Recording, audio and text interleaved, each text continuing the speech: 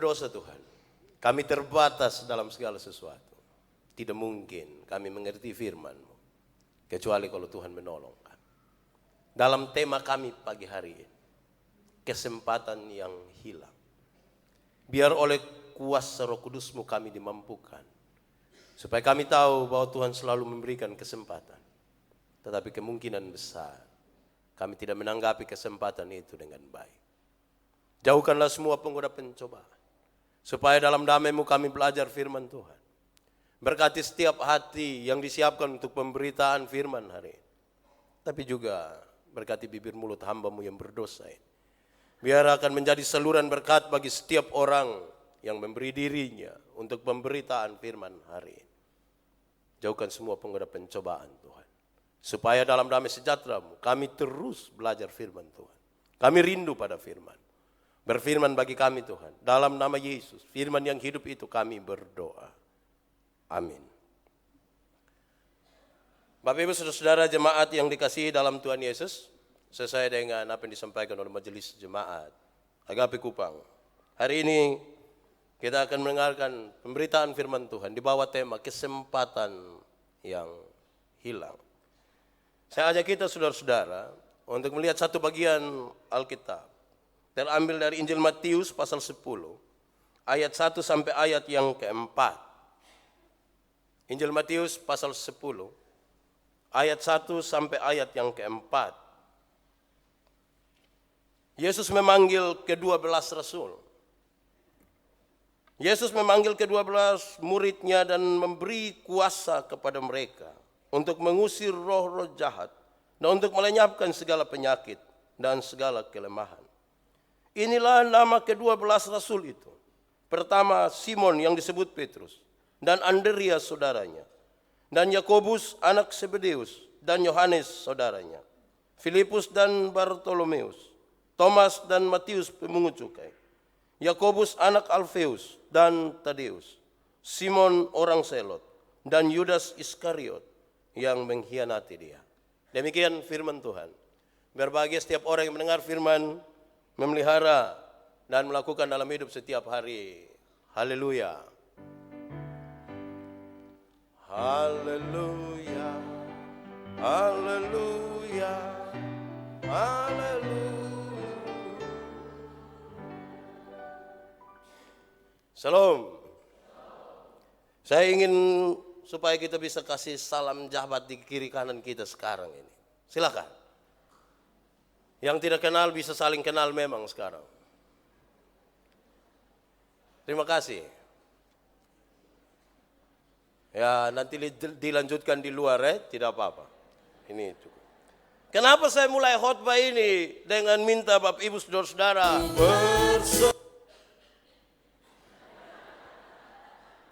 itu juga saya kaget itu.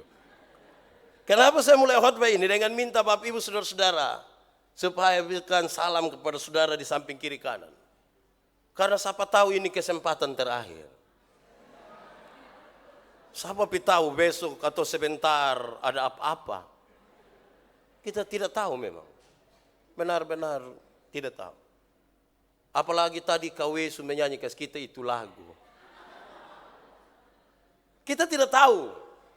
Karena itu harusnya setiap kesempatan itu dimanfaatkan dengan baik. Kalau tidak kita bisa kecewa. Siapa yang mau menyesal dalam hidupnya? Silahkan angkat tangan. Yang mau menyesal. Tidak ada. Tapi kenapa muka kayak menyesal semua? Siapa yang tidak mau menyesal?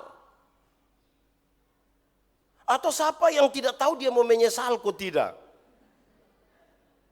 Saya kira memang kerinduan setiap orang adalah orang juga tidak mau menyesal. Tidak mau. Tetapi kenapa penyesalan itu datang? Seorang sahabat menulis ke saya bilang begini. Penyesalan itu selalu datang di terakhir. Kalau datang pertama dia pun nama pendaftaran. Betul ya? Penyesalan datang di bagian terakhir. Yang datang pertama dia pun nama pendaftaran. Baik itu. Lebih baik daftar diri supaya jangan menyesal. Daripada semua mati, baik kalau tahu nanti mati.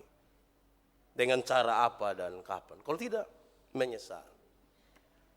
Dalam tema ini saya membaca bagian Alkitab tadi. Yesus memanggil murid-muridnya. Saya mau ajak kita untuk mengarahkan perhatian kita kepada dua murid. Yang sama-sama sebenarnya telah kehilangan kesempatan mereka. Tetapi kepadanya juga diberikan kesempatan baru. Kedua murid itu adalah Petrus, Simon Petrus, dan Yudas. Kesempatan pertama mereka sama. Sama-sama mereka diberi kesempatan kedua. Tapi sikap terhadap kesempatan kedua berbeda. Saudara-saudara, kalau kita lebih dalam melihat siapa itu Petrus, Alkitab mencatat beberapa hal. Petrus itu hanya seorang nelayan. Dia nelayan kecil di Galilea. Dia pun bapa nama Yohanes. Dia nelayan saja. Menurut namanya, Petrus itu kemudian disebut Kefas. Dia pun arti batu karang. Sedikit menunjukkan ini orang punya karakter yang sangat keras. Keras dia. Alkitab mencatat bahwa Petrus ini adalah murid yang dipanggil bersama-sama dengan yang lain. 11 murid yang lain. Tapi saudara-saudara, orang yang menunjukkan Yesus kepada Petrus justru saudaranya yang tidak terlalu luar biasa. Andreas, panggil dia bilang, mari kau lihat Yesus ada di sini. Alkitab mencatat bahwa Petrus itu pernah menolak Yesus untuk mencuci kakinya. Jangan engkau basuh saya Tuhan. Tapi lebih heboh lagi ketika Alkitab mencatat bahwa Petrus juga pernah bisa berjalan di atas air seperti Yesus. Petrus mengaku Yesus itu Mesias, dialah Kristus. Tapi Petrus juga yang menegur Yesus ketika Yesus bicara dan menyampaikan tentang penderitaan dan dengan penyalipannya. Yesus yang bilang, jangan engkau bicara begitu. Sampai Yesus bilang, iblis yang sementara ada menguasai. Pada waktu Yesus ditangkap, Petrus ada bersama-sama dengan Yesus. Bahkan dia yang mencabut pedang itu dan potong telinga Malkus. Kita melihat pernyataan Alkitab yang sederhana itu menunjukkan bahwa Petrus itu orang yang begitu luar biasa. Tetapi yang paling diingat dari Petrus adalah dia yang pernah menyangkal Yesus. Sebuah kesempatan yang hilang sungguh karena dia pernah menyangkal Yesus. Tapi apakah cerita hidupnya berakhir sampai pada penyangkalan Yesus? Tidak. Kalau kita mencatat setelah Yesus mati, Yesus naik ke surga. Setelah karya penyaliban Yesus, Petrus tampil sangat luar biasa dalam pemberitaan Injil pada jemaat mula-mula.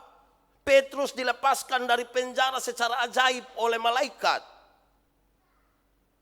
Petrus menulis surat pertama Petrus dan kedua Petrus yang luar biasa. Petrus bersedia mati disalibkan dengan kepala di bawah dan kaki di atas. Sebagai tanda bahwa dia tidak pantas disalibkan sama seperti Tuhannya. Sebuah penjelasan sederhana sekarang untuk kita menemukan saudara. Bahwa ada sesuatu yang pernah hilang dari dia. Tapi ketika kesempatan baru itu muncul. Ketika dia berjumpa kembali dengan Kristus. Dia manfaatkan kesempatan itu dengan baik. Untuk kemudian dia menjadi begitu luar biasa. Yudas Iskariot itu dicatat sebagai murid yang sama-sama dipanggil oleh Yesus. Tidak ada beda antara dia dan Petrus. Sama-sama dipanggil. Petrus tidak lebih istimewa. Menurut arti namanya, Yudas punya arti itu adalah Allah dipuji. Tapi banyak orang tidak berani kasih nama dia punya anak Yudas. Saya juga tidak berani. Saya takut saat dia menyangkal saya. Dia mengkhianati dia punya papa itu. Alkitab mencatat dia diberi tugas sebagai bendahara. Macam kayak David begitu. Bendahara. Bendahara dipastikan dia orang yang bisa mengelola dengan baik.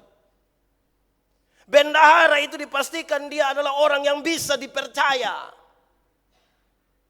Bendahara itu dipastikan bahwa orang yang sanggup untuk menguasai diri ketika godaan-godaan itu ada. Alkitab mencatat, ternyata dia seorang pengkhianat. Tapi seberapa mudahkah pengkhianatan itu? Tidak gampang. Kalau kita menaruh perhatian pada Matius pasal 27 ayat 5, dia bilang begini, Yudas melemparkan uang perak yang diterima ke dalam bait suci, lalu pergi dan menggantungkan dirinya. Ternyata uang bukan tujuan dia. Dia pergi menggantungkan dirinya. Imam-imam mengambil uang tersebut dan membeli sebidang tanah. Tanah tukang periuk. Dan kemudian itu dijadikan tempat pemakaman orang-orang asing.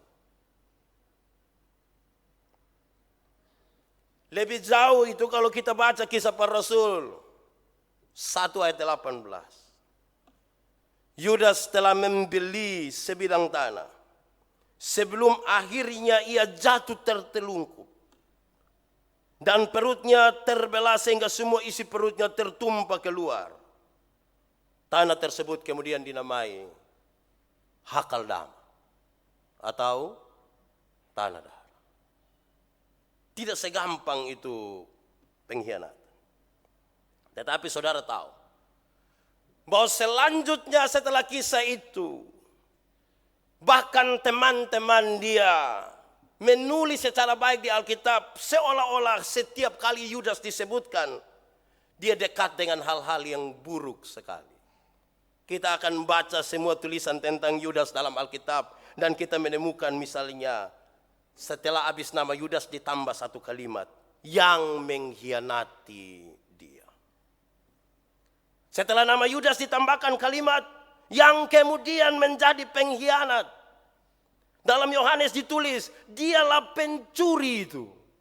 Saudara bayangkan, ternyata teman-teman begitu tega juga menuliskan. Saya ingin masuk sedikit lagi. Yudas itu, dia yang mencela Maria ketika meminyaki kaki Yesus dengan minyak yang sangat mahal itu. Pikiran dia sederhana. Untuk apa buang minyak yang mahal-mahal ini? Untuk apa? Lebih baik jual dan uangnya kita kasih bagi orang-orang miskin. Sebuah pikiran Kristiani yang sangat indah sesungguhnya. Walaupun kemudian dalam tempat yang beda Yesus bilang tidak, biarkan ini terjadi demi mengingat pemakaman. Sebenarnya pikiran ini baik. Tapi teman-teman sudah bilang, tambahkan di dalam kitab suci. Kalau kita baca cerita ini, dia bilang begini. Karena dia seorang pencuri. Karena dia suka uang. Maka dia sengaja omong begitu. Alkitab mencatat. Dia tidak ada jasa bagi penyaliban Yesus. Bagi penyelamatan umat manusia. Tetapi iblis masuk ke dalam hatinya.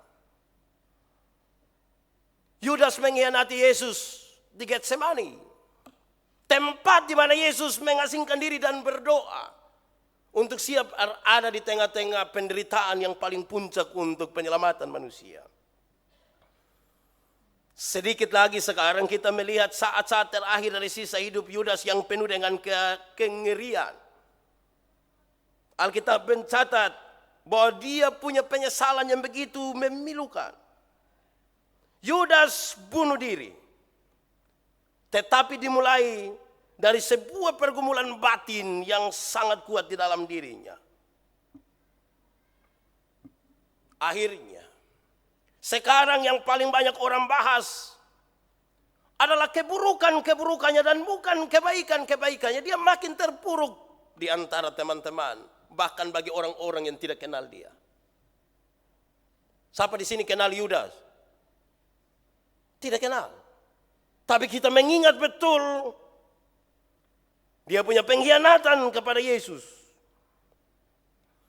Murahkah? Tidak. Kalau kita baca dengan baik, Yudas bukan seorang pengkhianat sejak pertama kali Yesus memilih dia. Tidak. Yesus tidak pernah salah pilih orang. Tidak pernah pilih satu orang untuk mengkhianati dia. Alkitab mencatat dengan baik, Yudas bukan pengkhianat, tetapi Yudas sedang menanti didirikannya kerajaan Mesias, di mana Yesus menjadi rajanya. Yesus harus menjadi raja. Dia menanti, bukan saja menanti, dia bekerja. Yudas kecewa karena Yesus menolak untuk membiarkan orang Galilea menjadikan Yesus sebagai raja. Yohanes pasal 6 ayat 15. Dia kecewa. Harusnya kerajaan Mesiani segera didirikan, Yesus raja. Orang Galilea mau angkat Yesus. Yesus menolak, dia kecewa. Yudas makin tidak sabar karena Yesus sepertinya menunda-nunda terjadinya kerajaan Mesianis itu. Padahal Tuhan Yesus sendiri telah menerima gelar sebagai Mesias menurut Yohanes pasal 6 ayat 16. Dia sudah terima gelar itu. Kenapa tunda lagi?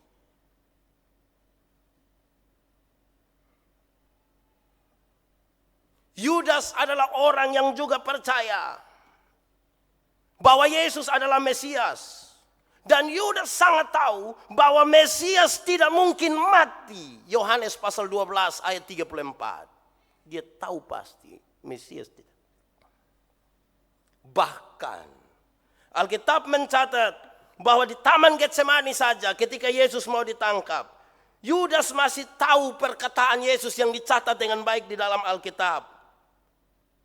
Bahwa 12 pasukan malaikat ada di bawah kuasa Yesus.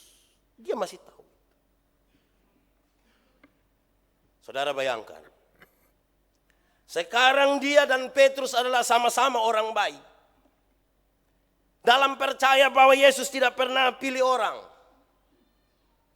Dalam percaya bahwa sekarang mereka berjalan bersama-sama. Tapi ada satu kesempatan yang sama-sama hilang. Petrus menyangkal Yesus dan Yudas mengkhianati Yesus. Sama-sama. Tidak ada satu lebih baik dari yang lain. Sama-sama gagal dalam membangun hubungan dengan Yesus. Tetapi sebuah kesempatan baru diberikan. Ketika kesempatan baru diberikan itu, Petrus menanggapinya lebih positif. Petrus menangis karena dia tahu dia tidak mampu melakukan sesuatu yang sebenarnya bisa dia lakukan. Sebenarnya tinggal dia bilang saya kenal dia. Dia bisa, tapi dia tidak mampu melakukan. Yudas menangis juga, tetapi tangisannya lebih kepada ternyata apa yang dia pikir tidak sama dengan apa yang Yesus pikir. Yang dia pikir sebuah kerajaan Mesiani secara fisik akan dibangun dan Yesus rajanya. Ternyata bukan itu yang Yesus pikirkan. Kerajaan Allah yang sementara dibangun supaya para pendosa sekarang bisa diselamatkan. Petrus merapat kepada Yesus. Tetapi Yudas lebih memilih bunuh diri dan mati. Sama-sama diberi kesempatan baru. Tetapi respon terhadap kesempatan itu beda.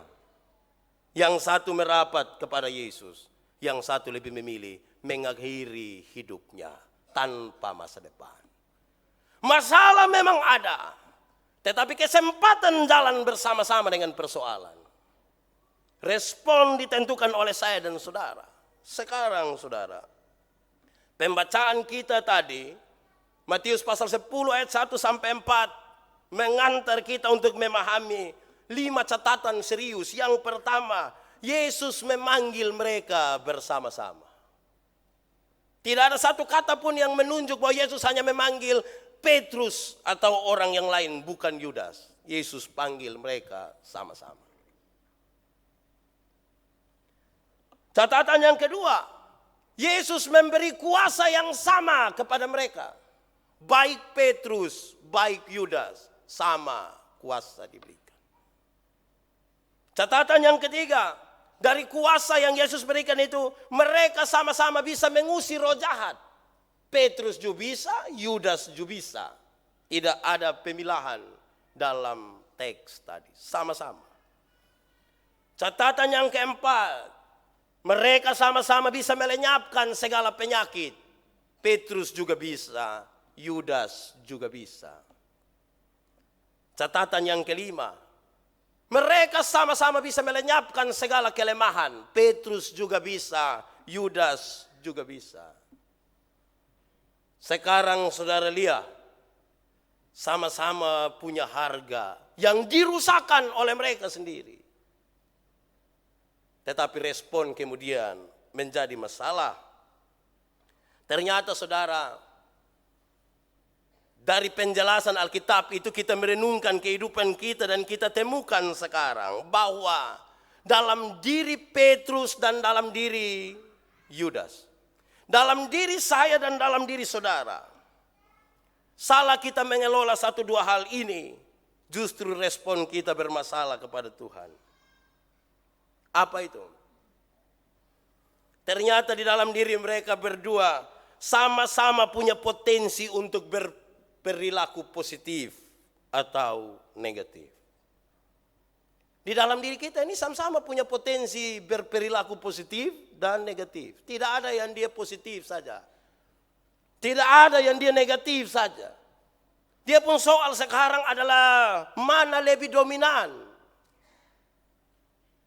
Mana lebih dominan? Dalam diri kita mengalir dua energi, positif dan negatif. Kalau yang dominan itu yang positif, kita tidak ada orang cari. Bab tua di mana Mam tua di mana? Itu kung, ko itu po di mana Dia duduk saja kita rasa ada sesuatu dan kita sebut itu karisma. Tapi kalau yang dominan itu yang negatif, baru lihat kita datang dari sana, di mana kok manusia begini sudah datang. Mengelola ini potensi, ini rumit.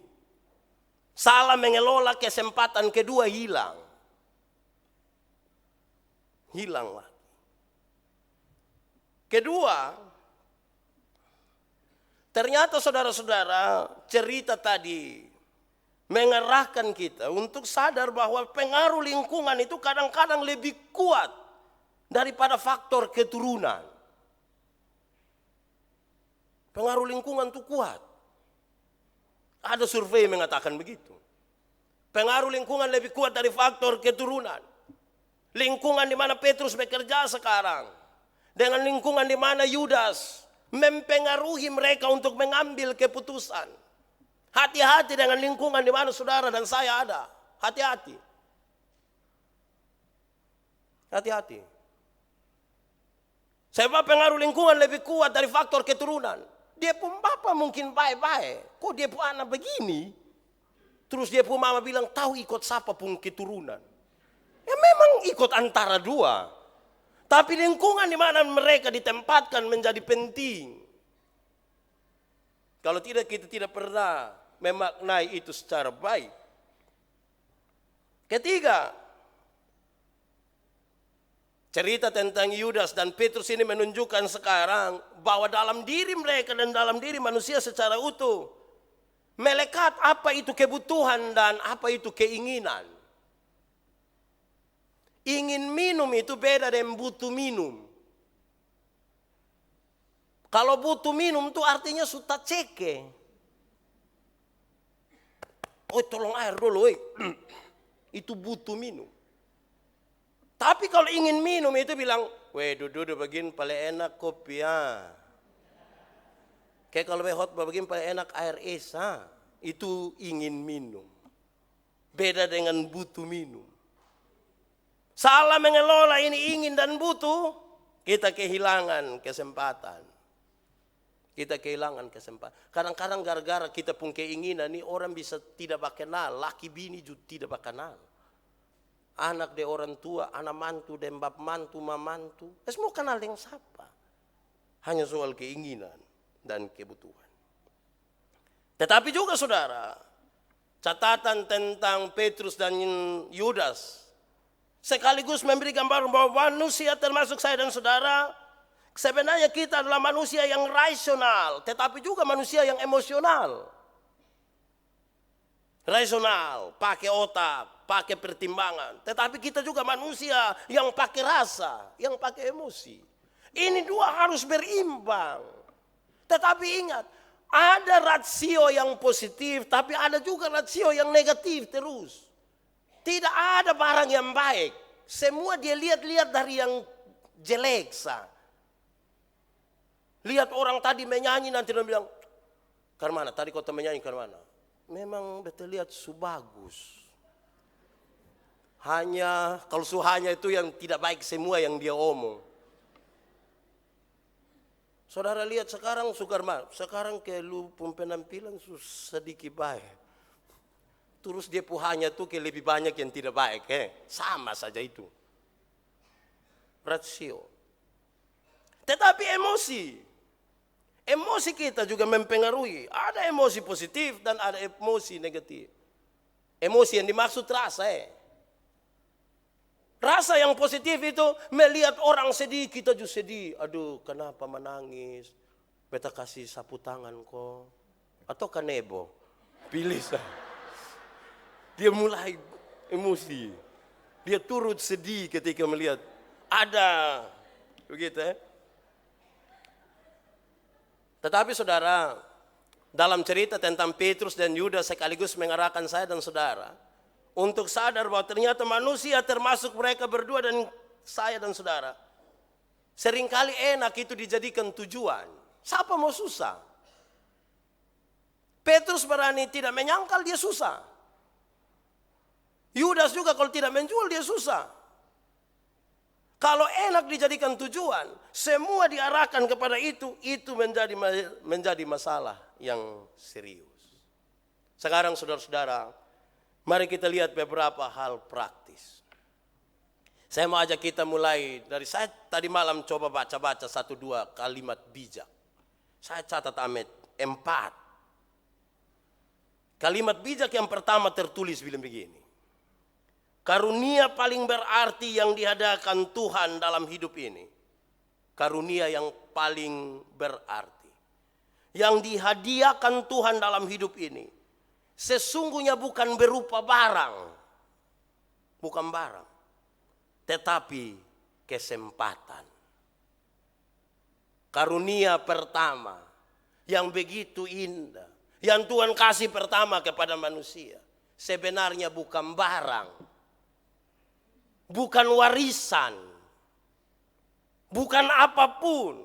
Tetapi yang Tuhan kasih itu adalah kesempatan.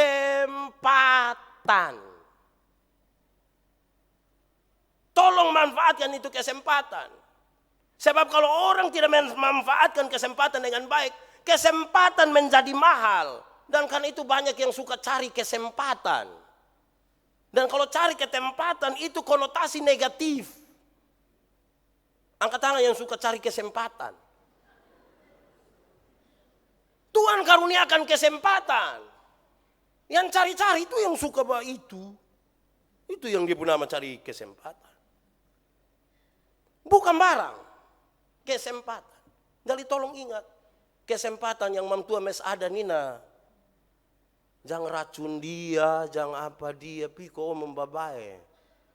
Sian dia mes ada ini. Daripada kita susah. Kedua, kalimat bijak bilang begini. Sebagian orang mengatakan kesempatan itu hanya datang satu kali.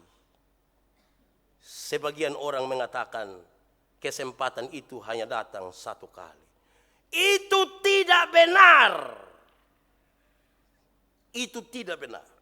Kesempatan itu selalu datang. Tetapi Anda harus siap menanggapinya. Banyak orang bilang kesempatan datang satu kali. Tidak benar. Kesempatan selalu datang. Tetapi Anda dan saya harus siap menanggapi kesempatan itu. Tolong jangan bikin hati keras. Tanggapi itu kesempatan. Kalau masih ada kesempatan berhenti dari tipu-tipu. Berhentilah tipu-tipu. Berhenti. Kalau masih ada kesempatan memaafkan. Manfaatkan kesempatan itu. Ketiga. Ada kalimat bijak bilang begini. Apa perbedaan antara hambatan dan kesempatan? Apa perbedaan antara hambatan dan kesempatan? Perbedaannya terletak pada sikap kita dalam memandangnya. Selalu ada kesulitan dalam setiap kesempatan. Dan selalu ada kesempatan dalam setiap kesulitan. Selalu ada kesempatan di setiap kesulitan. Angkat tangan yang rasa sulit sekali sekarang. Sulit bernapas. Sulit apa dulu? Selalu ada kesempatan, minta ampun sudah. Kesempatan. Terakhir kalimat bijaknya bilang begini. Terkadang situasi terburuk ternyata menjadi kesempatan terbaik. Ini masih kalimat bijak ini. Terkadang kesempatan terburuk itulah situasi terburuk itulah kesempatan terbaik. Jadi kalau ada yang cuma nangis sampai bilang, Pak, ini belum pernah terjadi, Pak. Nah, itu sudah kesempatan terbaik.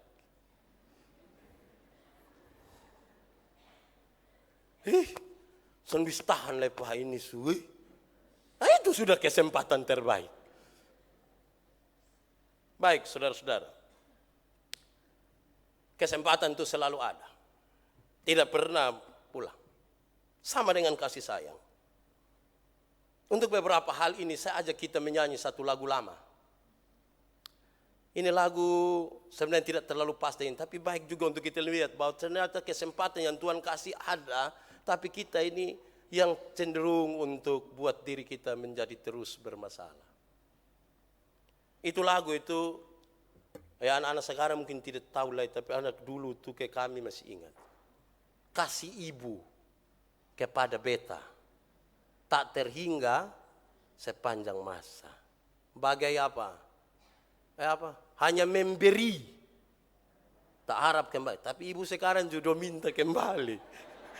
Dong bilang gitu, hari saya lu lahir itu. Bagi sang surya, kita menyanyi ulangin lagu supaya kita disegarkan sedikit. Kasih ibu.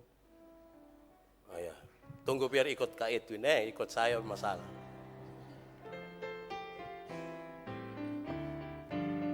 Oke. Kasih ibu kepada beta tak terhingga sepanjang masa, hanya memberi tak harap kembali, bagai sang surya menyinari dunia. Sekali lagi rasakan baik-baik itu kalimat. Kasih ibu kepada beta tak terhingga sepanjang masa, hanya memberi tak harap kembali, bagai sang surya menyinari dunia. Saudara lihat bahwa kasih itu seperti kesempatan, dia ada. Tapi saya ingin mulai dari dua hal ini. Pertama, ada satu ibu datang ke saya bilang, Pak Pendeta, saya bikin bagaimana supaya saya bisa memaafkan dan mengampuni saya punya suami. Bertahun-tahun saya coba, saya berdoa tapi tidak bisa maafkan dia. Saya bilang, ibu, bagaimana bisa memaafkan? Kalau yang ibu isi dalam ibu pemikiran semua, itulah semua yang jahat tentang suamimu. Bagaimana bisa memaafkan? Kalau yang kita ingat-ingat yang itu hari dia pun selingkuh, itu hari dia kita ingat dia pun judi, ingat dia pun bagaimana bisa maafkan coba kalau yang kita isi itu? Kita yang tidak pernah memberi sebuah kesempatan di mana kita isi hidup ini dengan baik. Suami dong jangan senang dulu. Sebentar bilang lu sudah dengar tadi mak. Yang pendeta memang selalu lihat beta yang di bagian jelek sana. Jelek-jelek begini ada juga dia pembaik. Jangan begitu. Tapi bagaimana kita bisa mengampuni dan memberi kesempatan baru kalau yang kita isi dalam hidup ini hanya semua yang buruk tentang orang lain. Bagaimana saudara membangun hubungan yang hidup dengan Tuhan kalau saudara hanya berisi bahwa Tuhan itu tidak pernah memihak saya. Orang lain saya yang tidak kenal Tuhan, tidak tahu sakit, kaya, mereka punya segala macam. Saya, kalau itu yang diisi, kita tidak pernah menikmati itu. Yang hanya memberi dan tak harap kembali. Hari ini saya mau bilang di dalam nama Yesus. Rubah apa yang kita isi dalam kita punya pikiran dan perasaan. Tolong isilah yang baik. Bahwa kalau dia pernah salah, betul. Karena manusia berpotensi positif dan negatif. Kita nih orang satu salah juga tahun 1968. Tapi kita bawa sampai 1927. 2027. Benar bahwa dong pernah salah. Kalimat yang paling kasar saya ingin katakan, dan Anda pun pernah salah. Bukan dia saya yang salah, saudara juga salah. Saya juga salah. Tapi tolong isilah, daripada setiap kali itu orang ada kita bilang, Jalia begitu. Tahun 1967 tuh. Di Kupang ini dia pun kejahatan. Hai, biar dia baik sedikit dulu. Kedua, baru wisuda sekarang Unkris, Undana, mana-mana wisuda banyak-banyak. Saya diminta berkhotbah 1-2 kali di syukuran Unkris. Saya bilang begini, jangan terlalu percaya anak-anak dong yang menangis. Dong tidak pernah telepon dong pun orang tua selama kuliah. Telepon hanya ketika mereka kekurangan uang. Terus waktu mama kirim dong tidak telepon lagi. Terus mama telepon, kenapa kak sudah terima uang? Aduh sibuk. Tapi ketika dia mewakili mahasiswa untuk menyampaikan kata-kata, dia mulai dengan puisi. Terus dia mulai, jangan percaya. Jangan percaya. Dia bikin saya itu. Lihat orang banyak kan dia pura-pura sayang orang tua. Duit anak baik. Omong kosong. Tolong kesempatan kita bukan adalah masuk sekolah dan waktu wisuda, bukan. Sepanjang yang mereka masih ada itu. Tolong pakai itu kesempatan. Tolong pakai. Sepanjang kita menyanyi. Saya bayangkan tadi waktu kaum ibu menyanyi. Saya bayangkan. Kayak apa yang kita isi. Dan waktu kita begitu penting. Dan sampai dia sumati baru kita bilang. Saya ingat itu hari. Di hari terakhir kita ketemu tuh dong menyanyi itu lagu. Kita sedih. Dan begitu. Setiap waktu tuh kesempatan. Nah, saudara-saudara. Menyangkut dengan kesempatan itu, ada 2. 1 kesempatan dengan Tuhan. Kesempatan dengan Tuhan itu Tuhan kasih. Selalu ada. Tapi saudara menanggapi dia seperti apa? Acuh tak acuh kah? Biasa-biasa saja kah? Atau justru saudara cenderung tidak? Saya berkhotbah di beberapa penjara.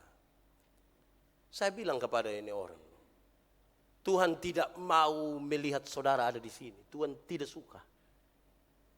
Tapi saudara lupa, ketika masih sibuk, saudara tidak ingat Tuhan. Nanti ketika semua orang meninggalkan Anda, baru Anda tahu bahwa Tuhan sementara menunggu. Kesempatan dengan Tuhan itu ada. Karena itu berhenti menyalahkan dirimu sendiri, berhenti. Ada banyak orang yang cenderung bikin diri salah terus sepanjang hari, sepanjang masa, sepanjang waktu hidupnya. Dan kemudian dia tidak pernah bangkit lagi karena hubungan dia dengan Tuhan rusak. Kita pernah gagal di masa lalu. Tapi terus bangun hidup yang baik dengan Tuhan. Jangan berhenti, kan kesempatan itu Tuhan. Kenapa Anda hidup? Karena itu kesempatan dengan Tuhan. Orang lain menolak saudara, Tuhan tidak menolak. Selesai. Karena itu, pakai kesempatan ini dengan baik.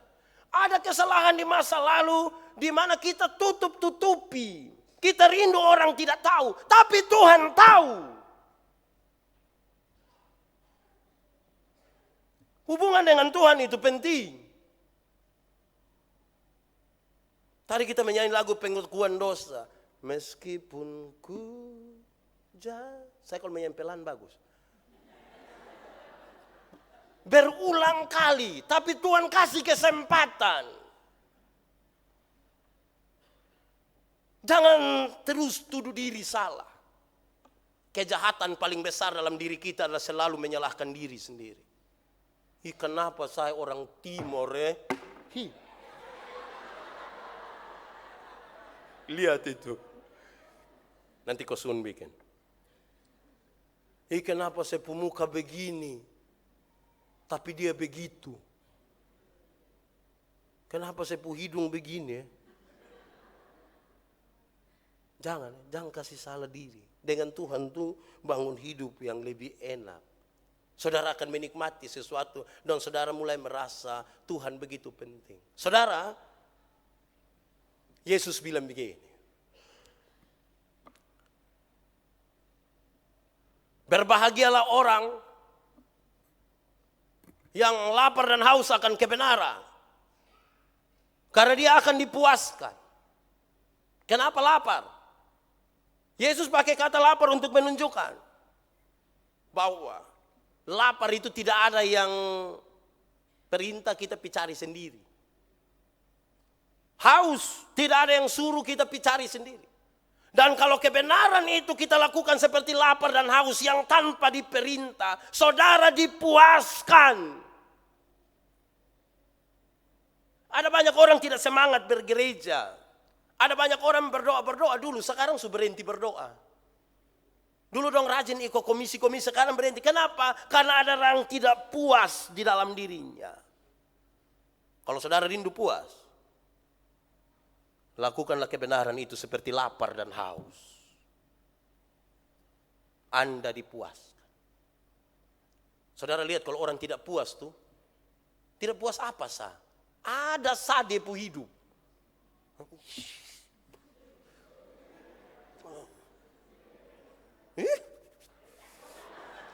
Pokoknya kalau tidak puas tuh ada sah.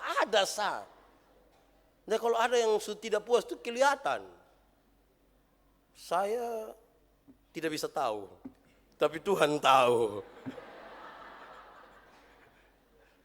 Dipuaskan kalau kebenaran itu saudara lakukan seperti lapar. Dan kebenaran yang paling utama adalah bangun hubungan yang baik dengan Tuhan. Saudara dipuaskan. Nanti kalau tidak kita duduk di sini rasa semua ada yang tidak beres. Pernah rasa begitu? Diam dia pun maksud apa? Tidak puas itu. Dan dengan Tuhan bangunlah hubungan itu. Ini kesempatan. Kadang-kadang saudara sama seperti Yudas. Yang bikin kita tambah terpuruk tuh kawan-kawan dan tetangga. Banyak orang datang kau dengar kita pun cerita dong sengaja ikut menangis tuh dan terlalu percaya. Dorang hanya penasaran dan kita pun cerita. Terus keluar dong mulai babisi kasih tahu bilang.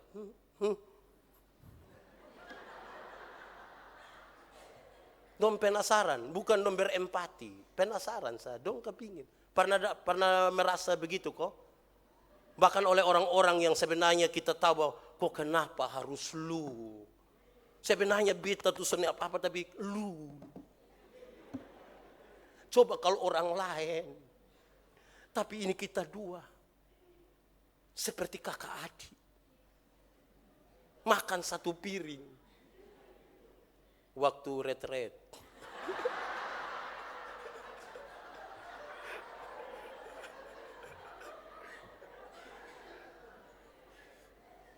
Dengan Tuhan. Itu pertama. Kedua, kesempatan dengan manusia. Dari tadi kesempatan dengan Tuhan, selalu diberikan kesempatan. Tapi yang kedua, kesempatan dengan manusia. Hai, manusia yang kita jengkel dong, itu dong masih tetap hidup. Iya, coba bayangkan di kita pun kiri kanan tuh ada orang yang kita tidak suka, kok tidak? Sekarang ini. Jangan yang di depan Mereka masih hidup. Selesaikanlah sebelum keluar dari ini ruang kebaktian. Sebab di luar saya tidak jamin apa yang terjadi. Selesaikan hari ini. Selesaikan. Dengan manusia. Supaya senyum kita tulus. Supaya salam kita tulus. Sebab sekarang mulai nyata tidak semua salam tulus. Salam.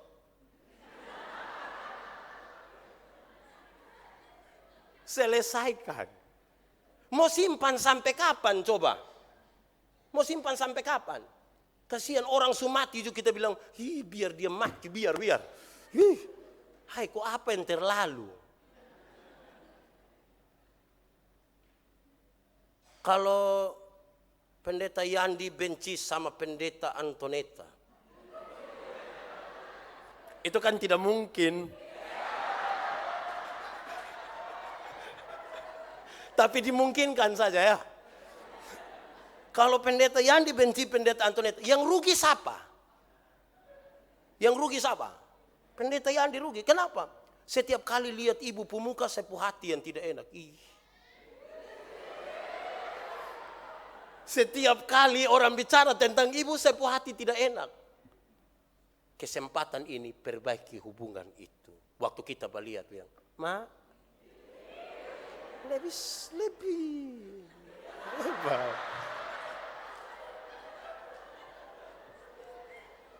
Kesempatan dengan manusia. Dia mungkin kakak adik kita.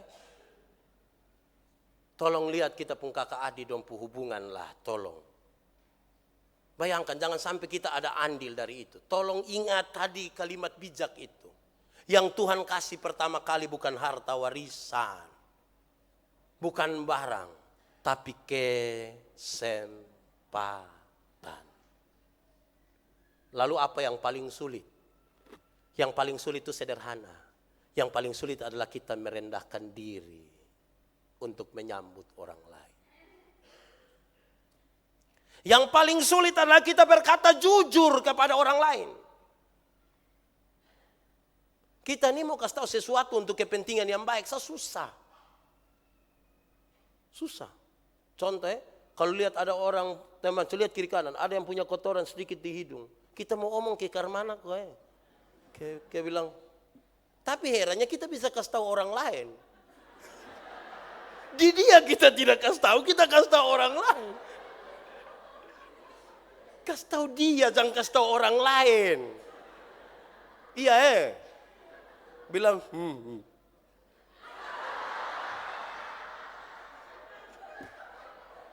kasih tahu dia, jangan kasih tahu orang lain.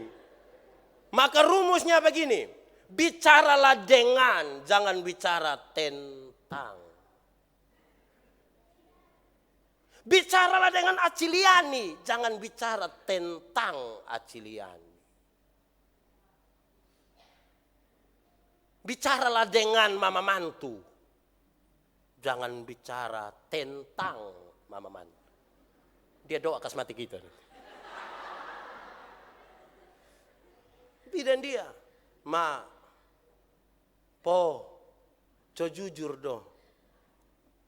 Beta kurang apa? Sampai kau beta tidak diterima begini nih.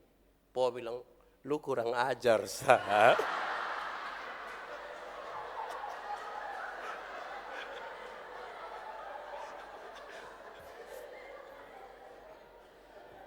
Nah itu merendahkan hati untuk menerima begitu tuh rumit. Kita butuh hubungan yang indah. Kadang-kadang kalau hubungan yang indah tuh saudara, baik dengan Tuhan dengan manusia, hubungan yang indah tuh lebih berharga daripada pemberian. Walaupun kadang-kadang saya percaya, nama baik lebihlah berharga daripada harta kekayaan.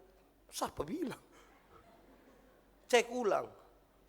Kadang-kadang kita tidak penting nama baik dengan Tuhan. Lebih penting sebuah hubungan. Bahkan dalam doa-doamu. Saya ingin katakan, hubungan yang baik lebih penting dari pemberian. Kalau saya punya hubungan baik dengan Kak Adi, saya jalan kaki, Kak Adi bawa motor, udah lihat saya di jalan kaki, Kak Adi langsung berhenti. Pak Pendeta, mau pergi mana? Naik. Kita berangkat sekarang. Itu hubungan yang baik. Tanpa meminta, dikasih. Tapi kalau hubungan kita buruk, saya jalan kaki, Kak Adi di motor, sampai di saya berhenti juga. Tapi tanya, ojek kok?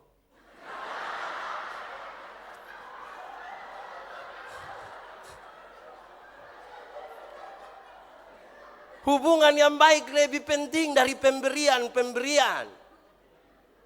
Tolong bangun hubungan yang baik. Habis ini tolong saling memaafkan, merendahkan diri. Begitu. Pi menangis. Menangis sekali tidak bisa, coba menangis 2 kali. Kalau tidak bisa bilang ingat ini ketiga.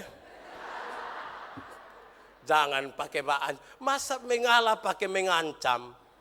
Tidak ada mengalah yang pakai ancaman. Tidak ada.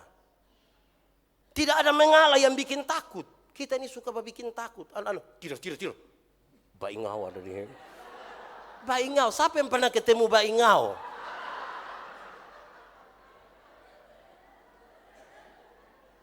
Kasih turun sedikit kita pun. Terakhir saudara, kalau begitu, dalam kesempatan yang Tuhan kasih ini, apa yang harusnya kita lakukan? Hanya satu. Pertobatan yang paling penting itu bukan pertobatan, itu perbuatan lebih dahulu. Tapi pertobatan dari cara berpikir kita. Sebab cara berpikir kita mempengaruhi perbuatan kita.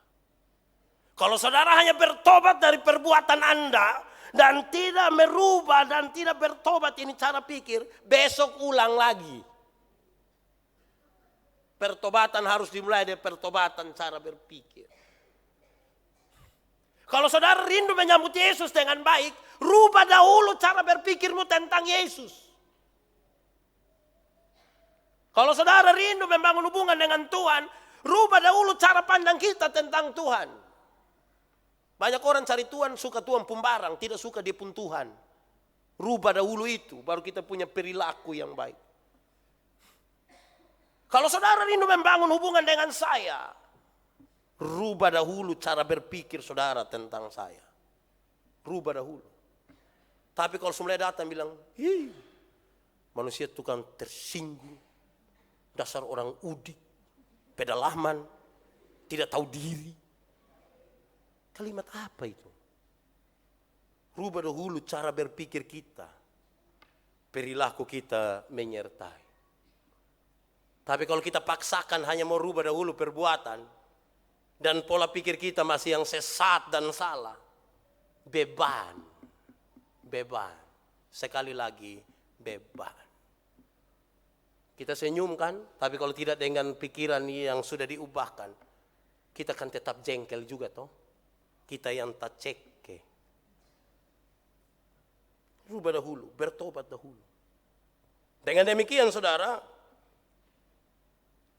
maka kita tidak bisa hanya melakukan apa yang orang suka pakai kalimat ini. Yang penting apa? Yang penting supi gereja.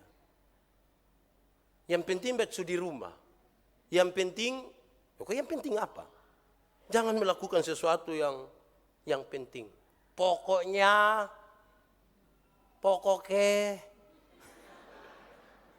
yang penting jangan. Lakukanlah dengan baik. Rubah cara berpikir kita. Kesempatan itu kita raih dengan baik. Ingat, kesempatan itu bukan sekali. Selalu ada. Sikap kita lebih penting. Persoalan itu ada. Tapi sikap kita nanti dalam kesempatan kedua seperti Petrus dan Yudas ditentukan oleh kita. Positif atau negatif? Merapat kepada Tuhan atau justru menjauh dari Tuhan? 1 menit. Renungkan hubungan kita pribadi dengan Tuhan. Renungkan hubungan kita suami istri. Mungkinkah selama ini yang kita simpan adalah hal-hal buruk dari suami, istri, dari orang tua, dari anak-anak. Bayangkan kalau ternyata dia juga sementara menyimpan hal-hal buruk yang kita lakukan. Seolah-olah sudah tidak ada lagi kesempatan.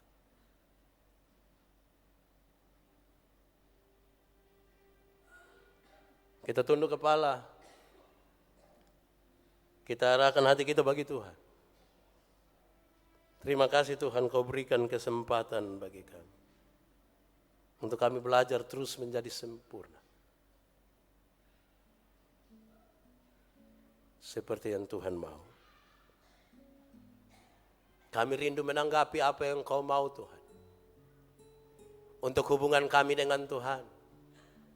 Untuk hubungan kami dengan sesama. Supaya kesalahan tidak melingkupi kami terus menerus. Supaya tuduhan-tuduhan kami tidak selalu ada pada saudara kami, pada orang tua kami, pada anak-anak kami, kepada sesama kami.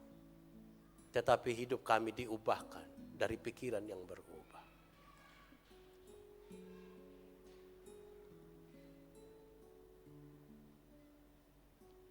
Katakanlah jujur kepada Tuhan untuk kesempatan hari ini. Kadang-kadang kita rasa hanya bersalah. Kau beri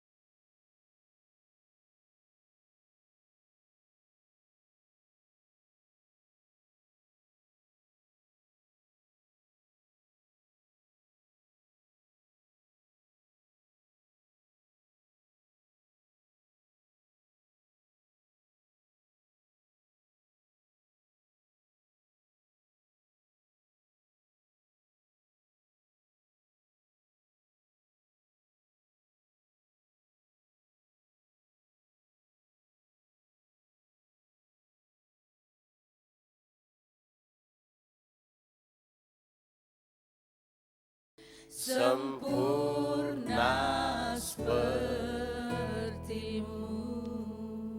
Bapa, dalam nama Yesus, terima kasih untuk firman, untuk kesempatan yang selalu ada bagi kami.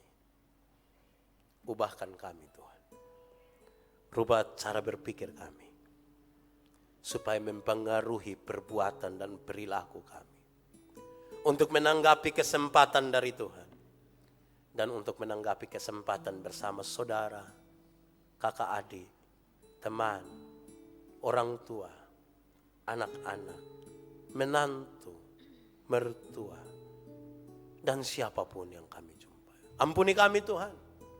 Kami terlalu jauh mungkin dan terlalu pakai rasio kami untuk membenarkan diri. Hari ini Engkau buka bagi kami. Ini hidup kami. Ini hati kami. Jadilah seperti apa yang Engkau mau. Terpuji nama Tuhan. Terima kasih buat firman-Mu. Dalam nama Yesus kami berdoa. Amin.